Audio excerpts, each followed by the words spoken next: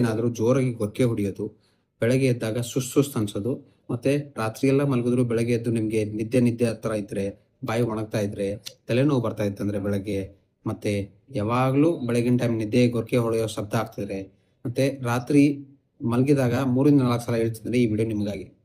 ಈಗ ಜಾಸ್ತಿ ಗೊರಕೆ ಹೊಡೆಯೋದು, ನಿದ್ದೆಯಲ್ಲಿ ಸರಿ ಆಗದಿರೋದು ಇದು ಎದಕ್ಕಾಗುತ್ತಂದ್ರೆ ನಮ್ಮ ದೇಹದಲ್ಲಿ ಅಬ್ಸ್ಟ್ರಕ್ಟಿವ್ ಸ್ಲೀಪ್ ಆಪ್ನಿಯಾ ಅಂದ್ರೆ ನಮ್ಮ ನಿದ್ದೆ ಇರುತ್ತಲ್ವಾ, ಆ ನಿದ್ದೆ ಕಡಿಮೆ ಆಗ್ಬಿಟ್ಟಿರುತ್ತೆ. ಯಾವಾಗ ಕಡಿಮೆ ಆಗ್ಬಿಟ್ಟಿರುತ್ತೆ? ನಮ್ಮ ದೇಹದಲ್ಲಿ ಉಸಿರಾಟ ಕಡಿಮೆ ಆದಾಗ ಆ ಥರ ಆಗಿರುತ್ತೆ. ಅದಕ್ಕೆ ಕಾರಣ ಏನೇನು? ಅದಕ್ಕೆ ಕಾರಣ ಹತ್ತಲ್ವು. ನಿಮ್ಮ ದೇಹದಲ್ಲಿ ಬೊಜ್ಜು ಜಾಸ್ತಿಯಾಗಿ ನಮ್ಮ ನಿದ್ದೆ ಏನು ಸರಿ ಆಗದೆ ಇರ್ಬೋದು. ಎರಡನೇದು ನಮ್ಮ ದೇಹದಲ್ಲಿ ಅನ್ನನಾಳ ಮತ್ತು ಶ್ವಾಸಕೋಶ ಇರುತ್ತಲ್ವ, ಆ ಶ್ವಾಸಕೋಶ ಅನ್ನನಾಳದ ಏನು ರೂಟ್ ಇರುತ್ತಲ್ವ, ಆ ರೂಟು ಚಿಕ್ಕದಾಗಿ ಕಡಿಮೆ ಆಗಿ ನಿದ್ದೆ ಆಕ್ಸಿಜನ್ ನಮ್ಮ ದೇಹಕ್ಕೆ ಕಡಿಮೆ ಹೋಗಿ ಅವಾಗ ಈ ಥರ ಆಗೋ ಚಾನ್ಸಸ್ ಇರುತ್ತೆ.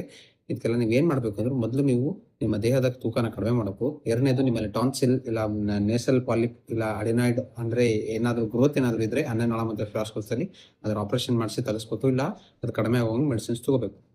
ಮತ್ತೆ ಇದೇನಾದರೂ ತುಂಬಾ ದಿನದಿಂದ ನಿಮಗೆ ತೊಂದರೆ ಕೊಡ್ತಿದ್ರೆ ನಿಮ್ಮ ದೇಹದಲ್ಲಿ ಆಕ್ಸಿಜನ್ ಅನ್ನೋ ಅಂಶ ಕಡಿಮೆ ಆಗುತ್ತೆ.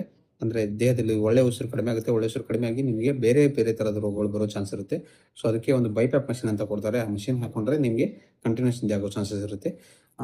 ಇದ್ರ ಸಲುವಾಗಿ ನಿಮ್ಗೆ ಏನೋ ತೊಂದರೆ ಆಗ್ತಿದ್ರೆ ಡಾಕ್ಟರ್ನ ಭೇಟಿ ಮಾಡಿ. ಈ ತರ ಕಂಟೆಂಟ್ಗಾಗಿ ನನ್ನ ಪೇಜ್ ಫಾಲೋ ಮಾಡಿ. ಧನ್ಯವಾದ.